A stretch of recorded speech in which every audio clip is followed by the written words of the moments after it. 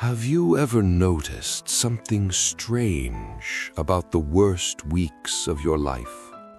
Not the big stuff, not the obvious disasters. I'm talking about the small things. The coffee that spills, the message you sent that no one answered, the way your alarm felt like it went off 3 seconds after you closed your eyes, the way your car seemed to hit every red light, the way people in conversation seemed to look right through you like you were made of glass.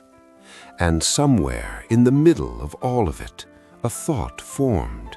Not loudly, not dramatically, just quietly, like a conclusion you'd already reached without realizing it. Of course, this is just how things go for me. Here's what nobody tells you about that thought. It isn't a reaction to your week, it's the cause of it. And by the end of this video, you're going to understand exactly how that works.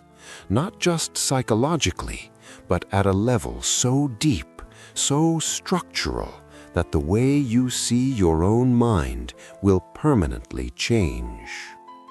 If this kind of exploration, this deeper investigation into the architecture of the mind resonates with you, consider subscribing to Neuphoria.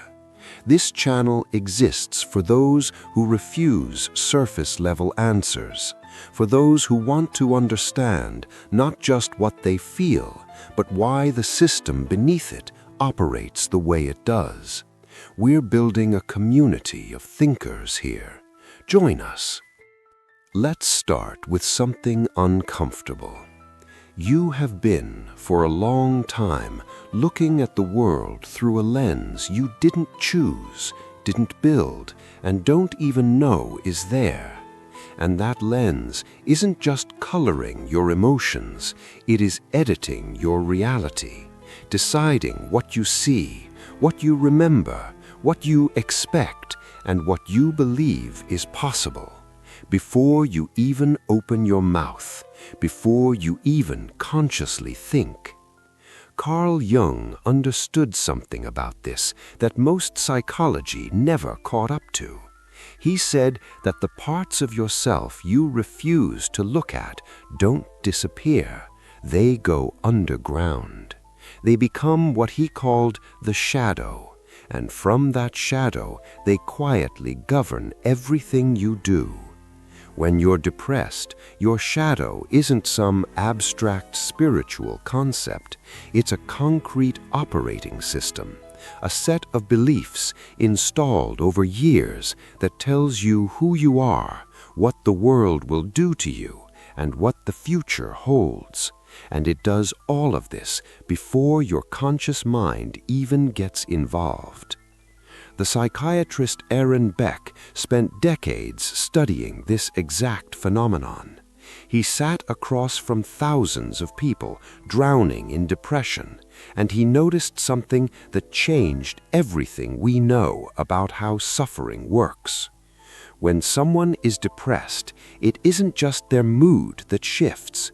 Their entire architecture of perception warps. Beck identified what he called the negative cognitive triad, 3 beliefs that depression installs so deeply that they stop feeling like beliefs entirely. They start feeling like facts. Belief 1, I am fundamentally broken. Belief 2, the world is hostile, indifferent, and will never give me what I need. Belief 3, the future is a wall. There is nothing on the other side of it. These aren't thoughts you consciously choose. They're automatic.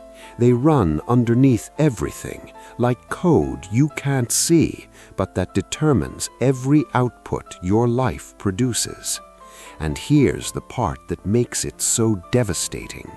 You don't experience these as distortions. You experience them as clarity. As if, for the first time, you're finally seeing things the way they really are. Friedrich Nietzsche warned us about this exactly. He wrote about how humans will construct entire philosophical systems to justify their suffering, not because the suffering is inevitable, but because the mind desperately needs to believe that its pain makes sense. Depression doesn't just make you sad, it makes your sadness feel rational. It makes your hopelessness feel like the only honest response to an honest reading of reality. And that's what makes it so hard to escape. You're not fighting an emotion, you're fighting what feels like the truth.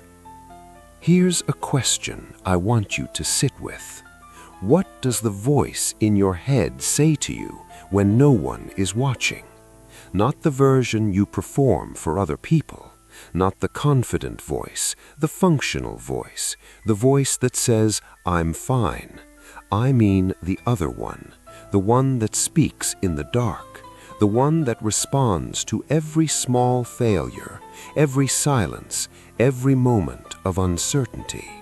If you're depressed, that voice isn't just negative, it's fast, it's merciless, and it sounds exactly like the truth. Beck called these negative automatic thoughts gnats, and the reason they're so dangerous isn't their content, it's their credibility.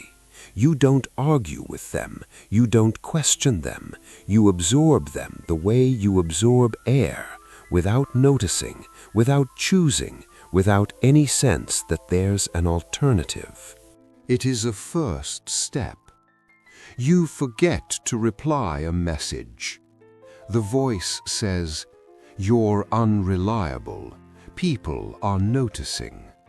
You stumble over your words in a conversation. The voice says, "Everyone saw that. You embarrassed yourself."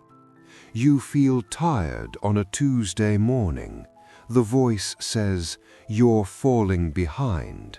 Everyone else is moving. You're still." And here's the terrifying mechanism behind it. These thoughts don't just describe your life, they sculpt it. Søren Kierkegaard spent his entire life trying to articulate something about this. Something about how anxiety isn't a response to danger, but a response to possibility. He understood that the deepest form of despair isn't feeling sad, it's feeling like sadness is the only rational option. Like waking up and choosing to try is an act of self-deception, and you're too honest, too clear-eyed to fall for it. That is exactly what NATs create. A worldview so internally consistent, so logically airtight within its own framework, that stepping outside it feels like choosing to be naive. But consistency isn't truth. A story can be perfectly coherent and still be a lie. So, if these automatic thoughts aren't facts, and they aren't, then why do they feel so undeniably real? The answer is something Beck discovered that completely changed how we understand depression. Your mind doesn't just think negative thoughts when you're depressed. It systematically distorts reality. It applies predictable, repeatable errors to your perception. Errors so consistent that Beck was able to name and categorize every single one. He called them cognitive distortions, and once you learn to see them, you will never be able to unsee them. Catastrophizing. A small mistake becomes a total collapse. You make a typo in an email, and your brain fast-forwards, They'll think I'm incompetent. I'll lose this. Everything is slipping. There is no middle ground. The brain leaps from minor error to existential disaster in a single step. Not because it's logical, because depression thrives on extremes. Overgeneralization. One bad event becomes proof of a permanent pattern.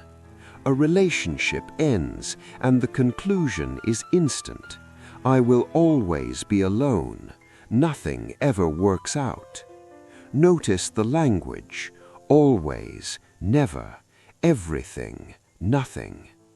These words feel accurate when you're depressed, but they are the signature of distortion.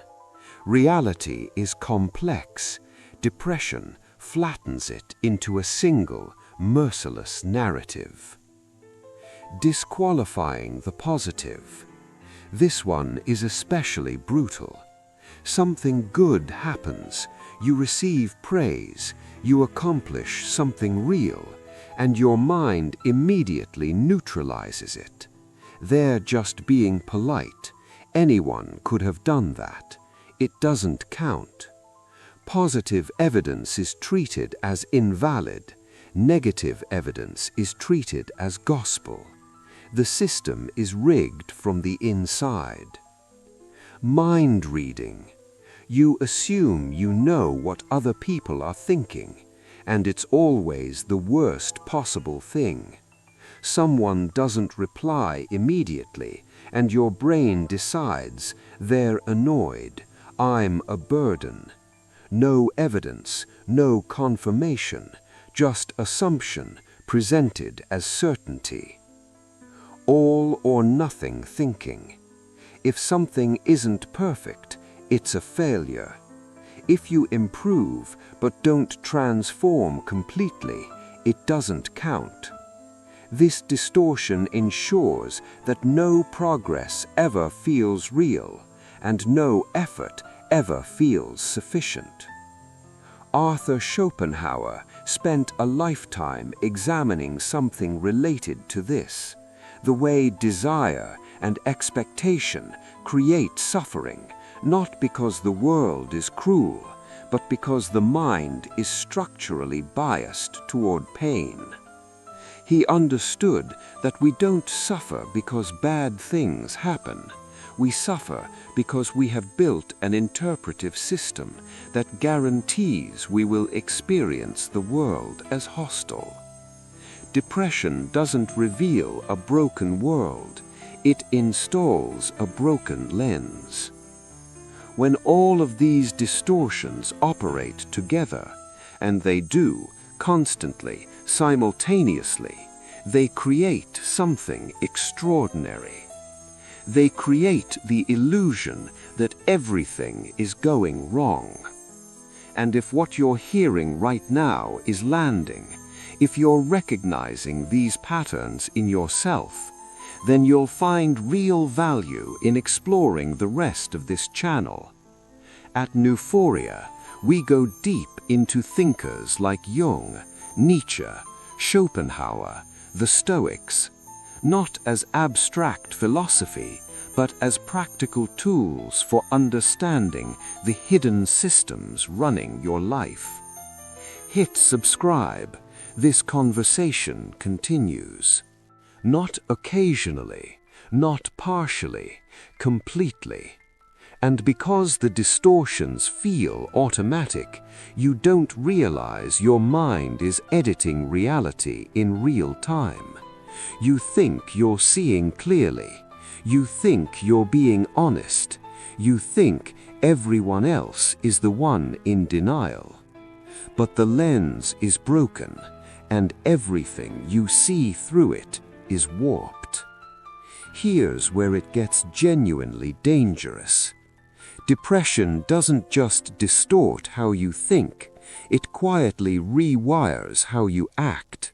And those actions, small at first, almost invisible, begin generating real, tangible consequences that seem to confirm every lie the system has been telling you. Think about what happens when you believe at a core level that you will fail. You don't try as hard. You withdraw before the rejection can come. You delay, avoid, retreat. Not because you're lazy, because the mind has already run the simulation and decided the outcome.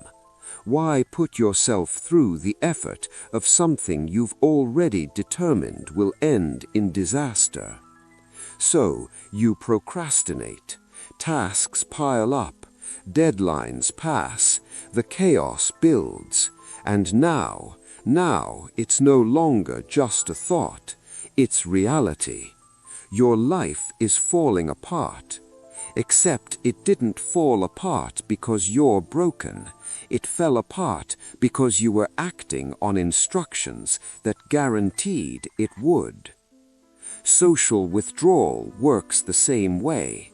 Depression tells you you're a burden, so you cancel plans, you stop reaching out, you turn down invitations. Days become weeks, the silence grows, and then the thought returns. See, no one actually cares, and it feels like confirmation. But what actually happened? You withdrew, and then you blamed the world for not following you into the dark. This is what Beck called the self-reinforcing cycle. Thought creates behavior. Behavior creates consequence. Consequence feeds the thought, and the loop tightens. Arthur Camus understood something about this kind of trap, not as a psychological phenomenon, but as a philosophical one. He wrote about the absurd, the gap between what we desperately want from life and what life actually delivers. But here's what Camus also understood. Recognizing the absurd doesn't have to lead to despair. It can lead to something else entirely. Something that looks a lot like rebellion. A quiet, deliberate refusal to let the system win on its own terms.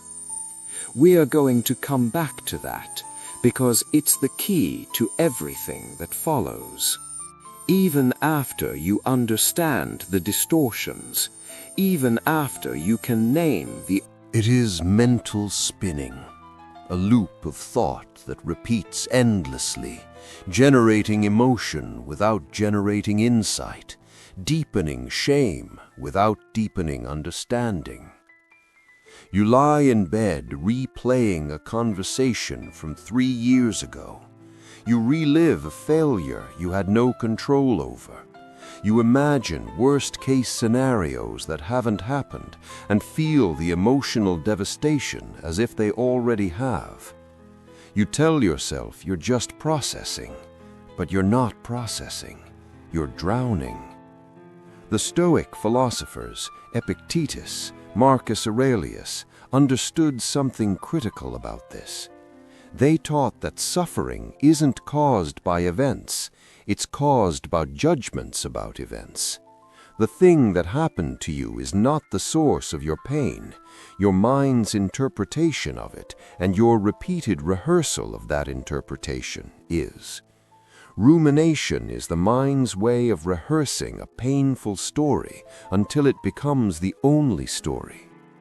If you want to go even deeper into how to break these loops, how to actually interrupt the patterns we're discussing, I've created resources specifically for that.